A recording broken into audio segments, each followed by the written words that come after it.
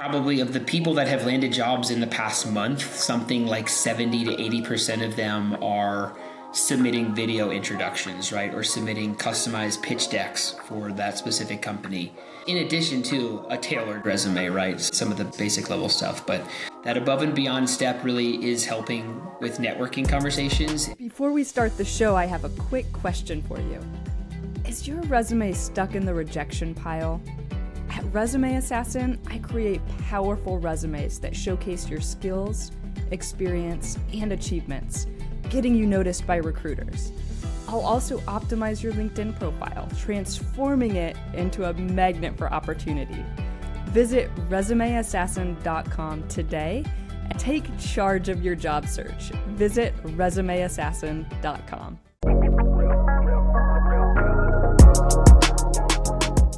Adam Broda, welcome to Recruiting Insider. Happy to be here. Thanks for having me.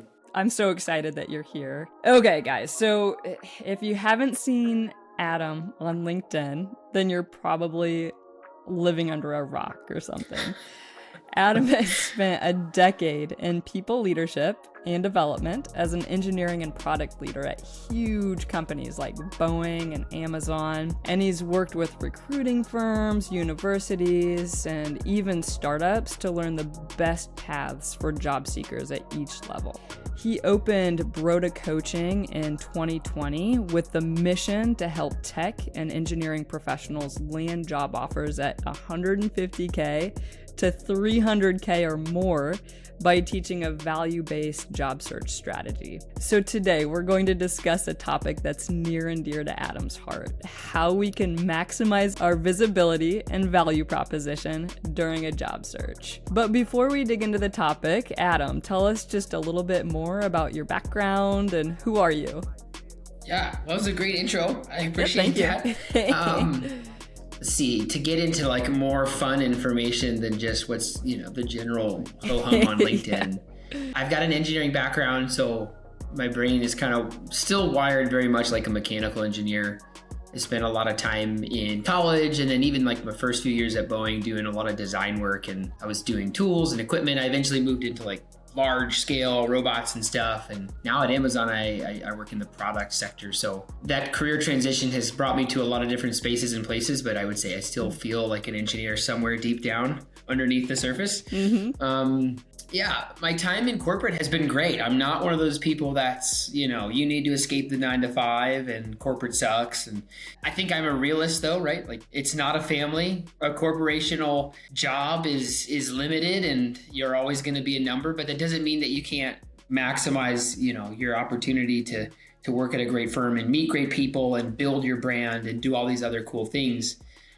I'd say Broda Coaching has also been an interesting journey. I started it right at the beginning of COVID, and we just passed our 250 client a month ago, and that was really exciting. The way that we do coaching has, just totally changed in the past 3-4 years as we continue to try to find ways to work with more people. So that's me awesome. In a nutshell. Yes. Yes. So you work with a lot of people in tech and engineering. So would you say that that's different than somebody that's outside of those fields when it comes to job searching? Yeah, the short version would be yeah. Every field is its own little market or network. The skill sets are different. The experiences that we're looking for are different. Characteristics, even to some degree, are different. There's always overlap between things. So, pivoting from one industry to another or from one job role to another, there's always some level of overlap between those skills. I am a firm believer that there's never zero separation between any job. Right? As long as you're speaking and functioning and organizing things, like there's always something transferable. I would say, yeah, like in the world that I work in now, even in product, there's many layers and levels to the product space. There's technical and non-technical. There's different styles of products like B2C products, B2B products, internal tools. And even between those three delineations, the things we might be looking for a person could change just a little bit. So the short answer is yeah, those skills are different, but that doesn't necessarily mean that they're unachievable or unattainable in any way. Just kind of depends on what your expectations or objectives are. So I think a lot of what we'll talk about today can be applied to both job seekers that are pursuing opportunities within the tech and engineering space, but you can also apply these concepts outside of those spaces as well. So, I mean, let's just kind of jump right in, because a lot of our listeners they're searching for a new job. So what can they do today to really maximize their visibility for a better job search? Stop applying. That probably would be the first thing I would say. A lot of the folks that I work with or that I interact with on LinkedIn, a higher percentage of the questions than I would like are all around, what do I do to stand out in the ATS, right? How do I submit better applications? What do I put on a resume? And I would just tell you, the market is competitive right now, especially in tech, where there's just not as much growth as there have been in the past 5 to 10 years. So the first thing that I would do is I would say, stop panic applying, stop, clicking the LinkedIn Easy Apply button because it makes you feel like you're making progress. Doesn't necessarily mean that's a total waste of your time. Miracles happen, but Airbnb is one of the companies that I pay pretty close attention to and track with different dashboards. And they posted a senior program manager role, I think 2 weeks ago. And in 48 hours, 560 applications, right? 560 applications from LinkedIn to that role. And I would say, again, know your market, right? Know your market. If you're talking about big private, companies versus large tech giants or FANG, sure, there's different considerations to make, but in general, there's lots and lots of applications coming into the ATS system, which means the likelihood of a cold application is, multiple times even lower than it has been. We're talking less than 2% of a chance that you're getting selected or noticed. My first and maybe most important advice is to switch to more of a networking forward style of job search, right? Let the people that know you and are willing to help you drive where you look and how you look and how, even how you search to some degree. Yeah. People really are the X factor right now, at least in the companies and jobs that I am seeing, fill roles and fill positions. And that's probably the most obvious thing that I could say. And I would say I'm repeating it because it's true, right? When it's an employer's market, there's less appetite for risk for people that aren't super qualified. There's less appetite for risk for people that don't have strong referrals. There's less appetite for risk for someone transitioning into a new role or new industry. So I would say the obvious statement is use your people. A couple of the things I'd probably throw out just to think about is, if you want to compete for high caliber positions at high caliber companies, unfortunately, this is the reality. Extra efforts and extra materials really are kind of required at this point to separate yourself. So, inside of my coaching community that I run, probably of the people that have landed jobs in the past month, something like 70 to 80% of them are submitting video introductions, right? Or submitting customized pitch decks for that specific company, in addition to a tailored resume, right? Some of the basic level stuff. But that above and beyond step really is helping with networking conversations. It is helping with, screenings and considerations. It does help you stand out when you're able to network with recruiters and hiring managers. Some of those efforts are going a long way. The last thing I would say, in addition to just saying hey, network more, which I think isn't really helpful, is that one of the things that we're doing a lot of right now that's helping our clients get traction is what I would call engagement networking. So in addition to, leveraging people and finding new people and creating relationships and all that stuff, what we're doing is we're thinking about strategies for driving visibility back to a landing page, right? So you could think about a landing page like a LinkedIn profile page. You could think about it like a personal website. You could think about it like a GitHub portfolio or a Notion template, right? It could be anything, but the strategy that we're deploying and we're doing successfully is creating content in some capacity that drives traffic back to a place where they can be advertised to, right? So where you're selling your skills and your experiences and what you're looking for, posts on LinkedIn at some level of consistency are really great for that. Comments on, key influencers content is great for that. The right Discord community, the right Facebook group, the right Twitter following stream. There's just a lot of places that you can go where eyeballs are, and good strategies right now are figuring out how to take some percentage of that traffic and divert it to your profile. The more profile views you can get, the more likely somebody that's in a hiring position might see what you're offering and be impressed by it, and then therefore pick up the phone and start a discussion. So that's probably where I'd start. There's a lot that could be unpacked there. Yeah, 100%. And I think, when I asked that question and your initial response was stop applying, people are probably like, wait, Adam, what? That's the only thing that I've been doing to, obviously, if I'm going to land a job, I need to be applying to hundreds and hundreds of positions. But I think that you've really, opened the floodgates here to lots of different types of opportunities or different ways that job seekers can really increase their visibility outside of just, like you said, that easy apply button on LinkedIn, which we found, especially in a job market like today, it's not going to be nearly as effective as maybe it was even, a year ago or 2 years ago. So, I love your idea of, that networking first approach, and I've seen the same thing. Like, yeah, you need a powerful resume and you need a powerful LinkedIn profile. But I think even more importantly, right now in a market where one job posting is put up and within 48 hours, there's, 500 applicants and I've seen, 1,000 applicants. It's hard to stand out against so much competition. Let's kind of unpack that, because I know you mentioned briefly, video intros and pitch decks and engagement networking. So for the job seekers that are listening to this podcast right now and they're like, okay, this is great information, but where do I even start? That is a really, really loaded question. A lot of what we're talking about right now is kind of the end game, right? The visibility piece is not the start of the process. Yeah. The start of the process, in my opinion, is getting foundational career clarity on what good looks like, right?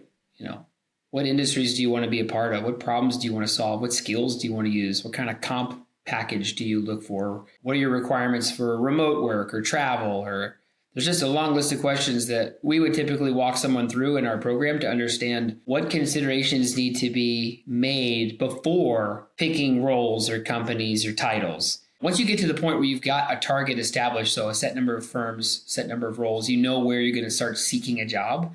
You need to build a brand around that. You need to build a brand that can attract that audience.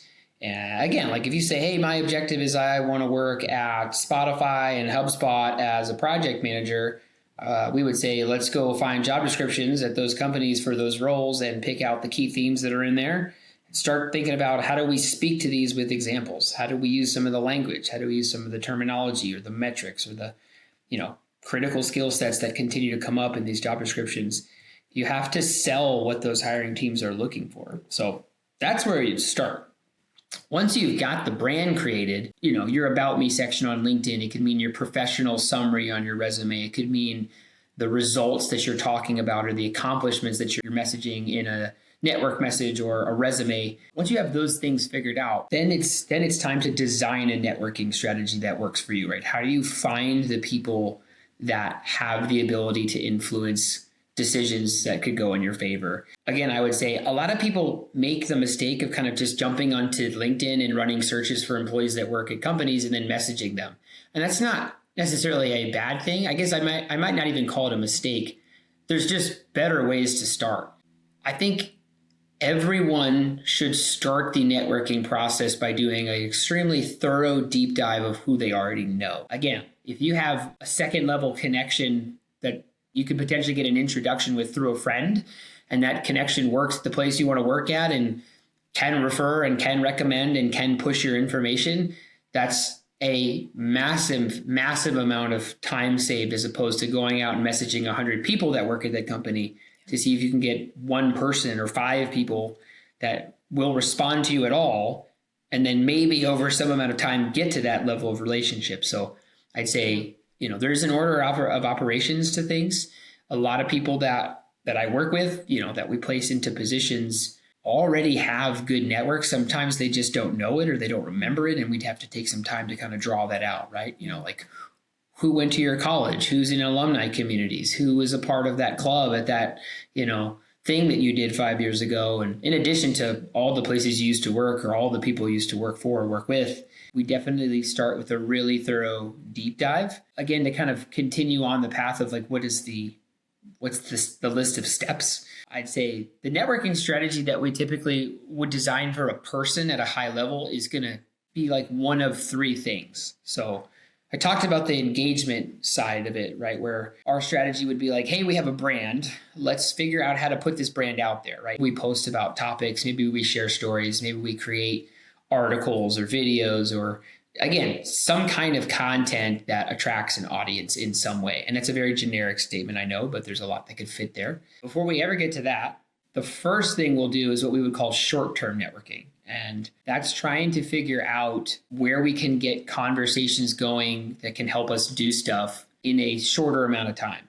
So this is where we potentially would play a numbers game. If you don't, let's say you want to work at a startup and you know absolutely no one there and none of your second or third degree connections know anyone there. It's just total ground zero, right? The first step probably would be, to hit the LinkedIn messaging boards pretty hard and get out 50 to 100 connection requests or messages to people that might work at that company or connections of connections that could make introductions.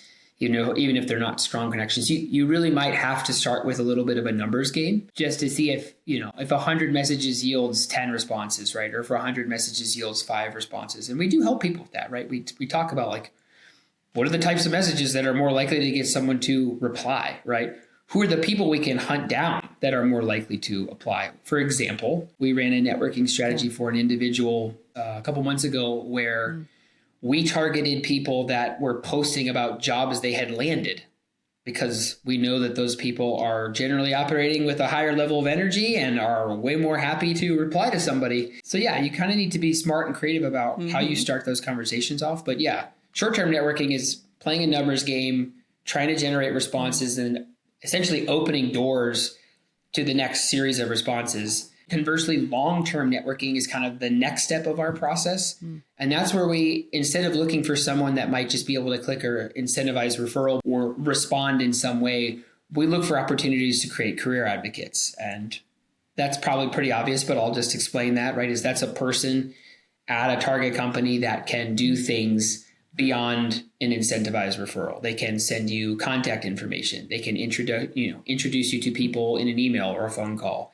They can send, your resume and pitch deck and intro video directly to the hiring manager, as opposed to saying, hey, I'll just refer you and you're going to go to the top of the ATS list. We skip that entirely and we could just go right to the hiring manager, right? Because you have an advocate that's willing to do that. So it's kind of the next phase that we work on. And then I'd say in parallel, we also run some form of engagement-oriented strategy where we talk about how do we get our content or our expertise or our knowledge out there to the right people. But yeah, that's typically where we start. It's a very long-winded answer, but as I said, like we spend months working on this stuff with people, and it's a good thing to dive into.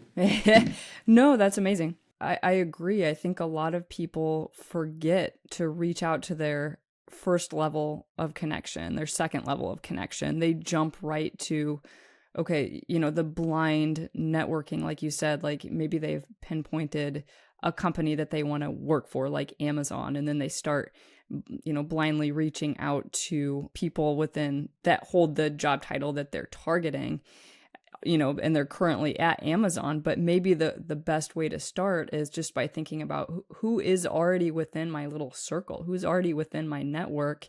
And then those people have networks and those people have networks. So, these things kind of have a way of just kind of expanding and, adding more and more people. So I guess before we even start looking outside of our own little network, what are some good outreach strategies for, reaching out to those people who are already in our network to ask them for help? Another very loaded question. Map it out and write it down. Our clients kind of score each potential connection on a number of factors, and those factors determine the order in which we'll reach out to folks, right? How responsive they might be, how active they are on LinkedIn, kind of connection we have with them, last time we chatted with them. There'll be some things that we ask, but generally the biggest roadblock for most folks that I work with is just the first message, right? Like the hardest thing is to just start. My recommendation would be, and this is going to probably way oversimplify, but if you struggle with writing, if you struggle with thinking about how to write effective, sales messages or, respond to me messages, like get on ChatGPT, get on Claude 3.5, ask it for some help, and, just say, hey, you are a career coach with 20 years of experience, right? You help place people into this company or this company or this company. How would you approach a contact? How would you approach a hiring manager? How would you approach a fill in the blank, in a short, clear, and concise 1-paragraph outreach message for LinkedIn? See what it gives you and then tweak it from there. As I said, that's probably a gross oversimplification of what we do, but if ChatGPT can get you something that's 70% of the way there, and you can polish it up and put some finishing touches on it, make it unique and customized, and have a call to action at the end, or say, hey, we have this commonality. There's a lot of things that you can do to boost that, but a lot of times people just struggle to send that first message because they feel awkward or they don't know what to say. And I'd say, don't let that be a roadblock. Use AI or use someone to help you get the words to say. Have someone look at it or validate it that it's not terrible, maybe before you send it. But a lot of times, those connections and those referrals happen simply by just taking the first step to reach out. I'd say the more active they are on a given on a given platform or a given profile, the more options that you're going to have to make those connections. If somebody is active on LinkedIn where they're maybe posting a couple times a week or commenting a couple times a week, or they've reposted content, then we probably wouldn't want to start with a cold direct message, right? If you have the time, I would say, let's go interact with their content. Let's comment and let's like, and let's do that a couple times to the point where we get some facial or name recognition. And then we make our move to make a connection. And the connection is not about, hey, help me find a job, right? The connection is, again, find a commonality and see if there's a shared interest, talk about that. Maybe even the connection, you let them know that you're interested in the place where they work. There's a number of different templates we would use for that initial reach out. But it's really a process of just taking baby steps, seeing, I tell this to my clients all the time, but like your number one objective with most networking conversations, whether you know the person really well or it's been a really long time or